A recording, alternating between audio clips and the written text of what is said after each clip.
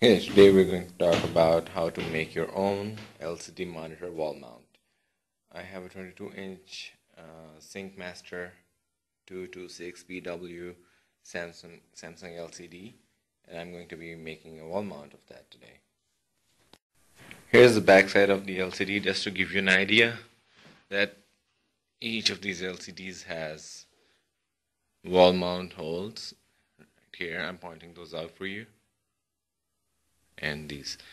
I think that it really doesn't matter that what kind of an LCD monitor that you have. If you have a bigger monitor, I have a 22-inch screen, so the idea that I used worked for me. If you have a bigger monitor like a 36-inch or a 42-inch, you might want to use a proper wall mount.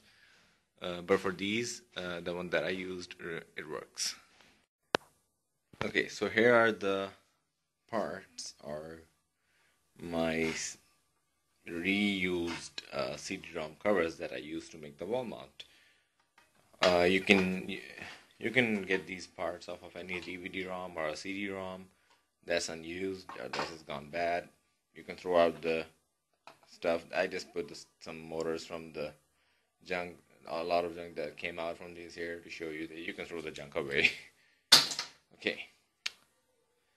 When you open up a CD-ROM or DVD-ROM, you get two big covers. This is a thin cover, and this is the cover with edges coming off. I've already bent these, and I'm making this video a little late, but basically these bent ones are actually straight up, and this isn't bent in either.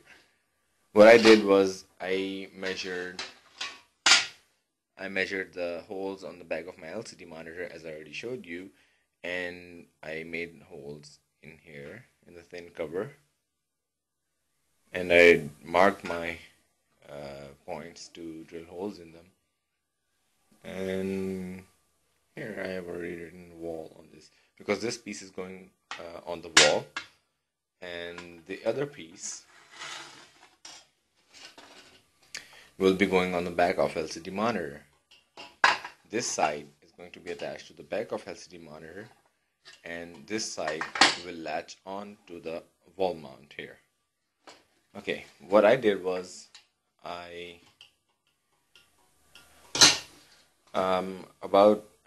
marked these lines about 3/4 of an inch from the edge, and I used a simple plier to bend them in. Well, I didn't have a very nice plier, so I used this wire cutter, which also functions very good to bend those in.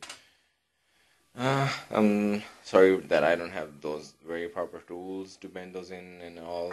And I used a hammer and put it against a metal rod to bend it and make it more firm and more straight.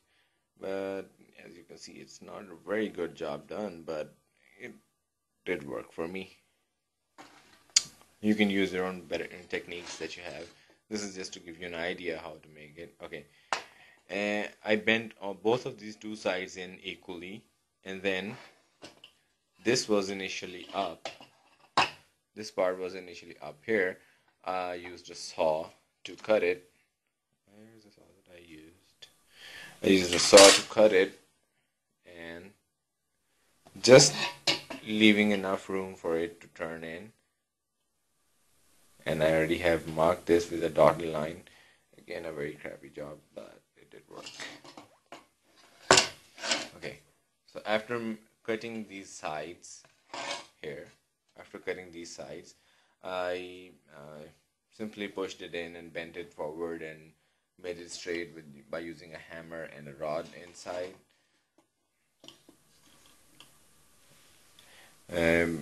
Pressing.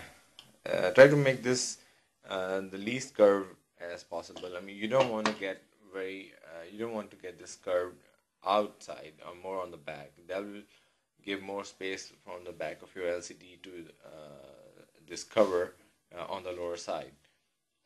Okay. Next thing that I'm going to do is, well, I already did it. I have drilled holes in here according to the back of the LCD holes here and here. Okay, once you have done all this, let me show you how this goes on. If you want to, you can cut these edges off. you can trim these edges off. These are of no use. This and this. You can saw these off if you want to, but these will not be shown. You won't see them when the LCD is mounted on the wall. So it's up to you. I didn't want to go too much trouble, so I decided not to take them off. And to show you how this will latch on, this will be the wall, the plate on the wall, and this will be on the LCD, and this is how it will slide in. You will slide the LCD from the top over the wall plate, and this will slide in like so. And this clip here, this bent edge here, it will lock the upper side of the wall plate and hold the LCD in securely. See, this is how it goes in. I have to use my other hand, and okay, there we go. Okay, this is the stuff that you'll be needing for your wall mount. The two metal sheets that you have already prepared. These are the screws that will go onto the back of your LCD. I can't really get into focus, but you may want to check on the back of your LCD and try to put in the screws before you mount these on, or you select the screws, because each of those will have a different screw size and a length. So mine are almost a half an inch and 2 millimeter in diameter, and these are the screws that will go onto the wall. I have put some washers in it to hold this better in place, and to give some room for this wall plate, so that these sidelines can slide over this wall plate and hold this and hold the LCD in place, moving from try to make it move, stopping it. Try to stop it from moving side to side. You will need to give some room at the back of this wall plate. You can use washers. You can use 2 or 3 1 millimeter washers. I didn't have those washers, and I found these nuts in my toolbox, so I decided to use these. These will give enough room for this plate to slide over that. And this is basically the stuff that you will need to put it in the wall. Okay, before you put this plate on the back of your LCD, you might want to put these plastic washers or these nylon washers in between the LCD and the plate. That's up to you. That's your choice. But I think it's better. I recommend it so that you don't damage the back of your LCD. This plastic here. Let's just go ahead and put these on.